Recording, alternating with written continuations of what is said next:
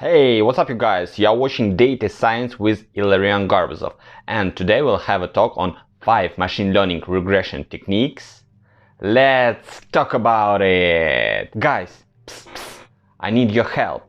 Push the like button, crash the like button, subscribe and give me a comment. What can I do for you next? And the talk is based on the Andre article 5 machine learning techniques you need to know.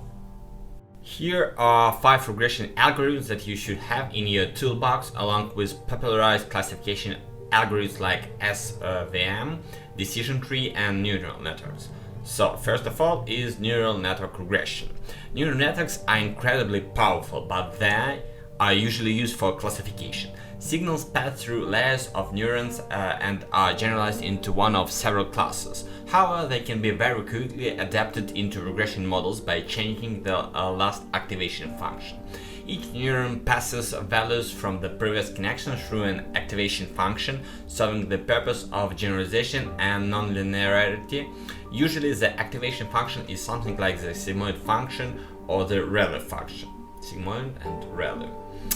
But by substituting the last activation function with the linear activation function, the output can be mapped to a variety of values beyond fixed classes. This way, the output is not a probability of the input's categorization into any one class, but the continuous value that the neural network places the observation on.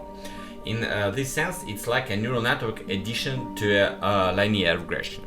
Neural network regression has the advantage of non-linearity in addition to complexity, which can be introduced with sigmoid and other non-linear activation functions earlier in the neural network.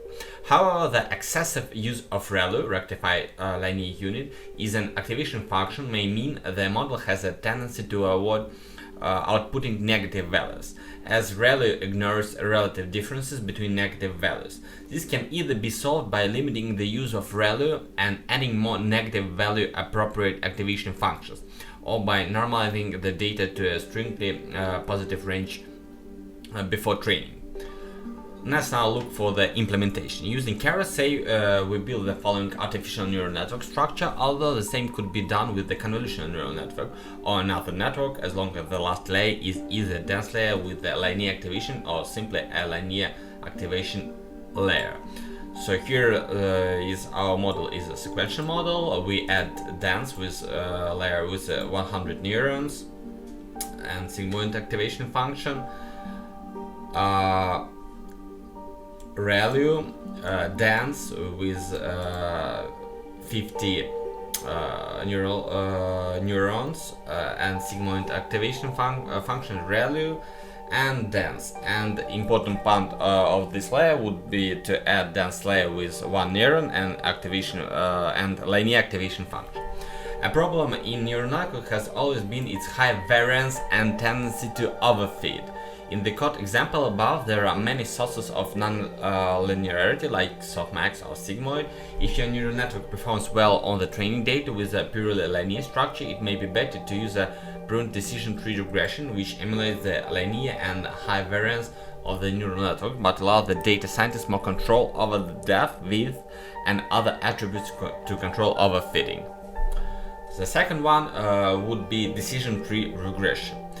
Decision trees in classification and regression are very similar in that both work by constructing trees of yes-no nodes.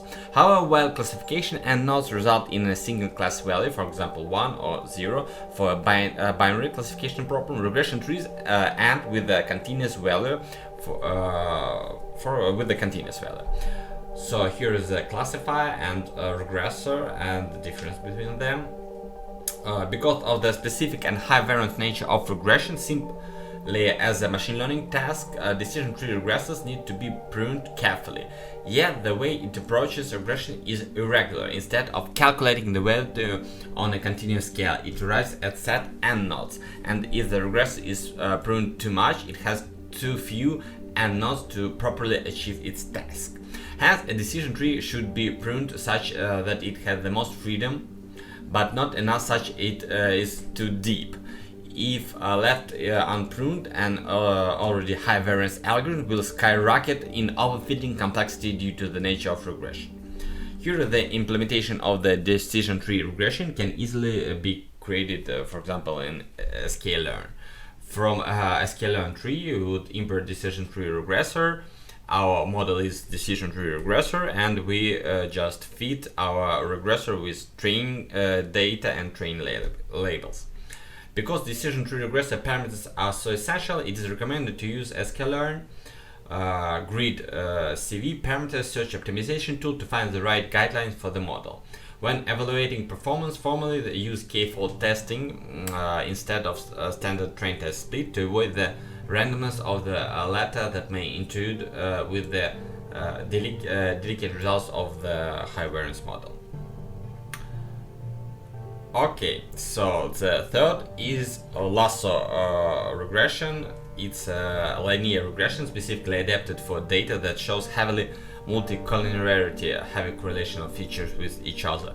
It automates parts of model selection like variable selection or parameter elimination. Standing for least absolute shrinkage and selection operator, Lasso uses shrinkage, a process in which data values are shrunk towards a central point, for example the mean.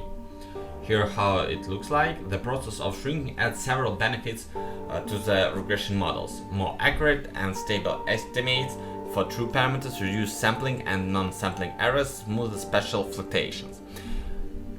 Instead of adjusting model complexity to compensate for complexity in the data, like the high variance methods of neural network and decision tree regression, Lasso attempts to decrease the data complexity to be able to be handled by simple regression techniques by warping the space upon which it lies on. In the process, Lasso automatically helps eliminate or warp highly correlated and redundant features in a low variance method. Lasso regression uses L1 regularization, meaning it weighs errors at the absolute value. This regularization often results in sparser models with fewer coefficients, as some coefficients can become zero and hence be eliminated from the model. This makes it interpretable. So the implementation from sklearn Lasso regression comes with a cross-validation model that selects the best performing of many trained models with right fundamental parameters and training paths, which automates a task that would need to have been done manually. So from sklearn linear model we would import Lasso CV and our model is Lasso cross-validation, and we would feed it with train data and train labels. The next regression would be reach regression. So the theory behind the reach regression is what it is.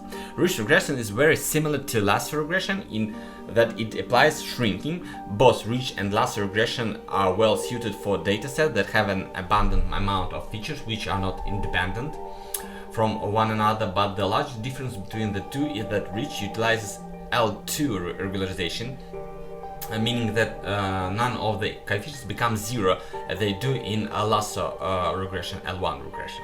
Instead, the coefficients get closer and closer to zero, but do not have much incentive to reach it because of the nature of L2 regularization and the math behind it.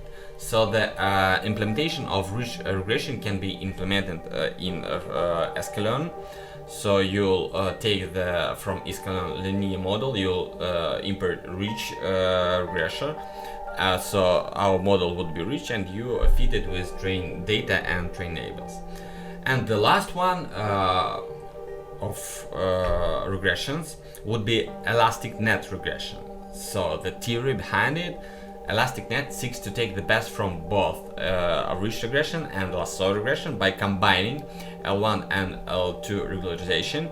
You can see the math from the article. I would leave the link. So the implementation of elastic net can be taken from sklearn cross-validation model.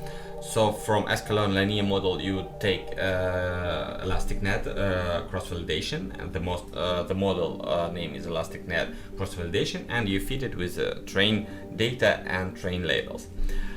I think it would be handful for you guys. So read the article and experiment with different regressions. Thank you. Thank you. See you tomorrow.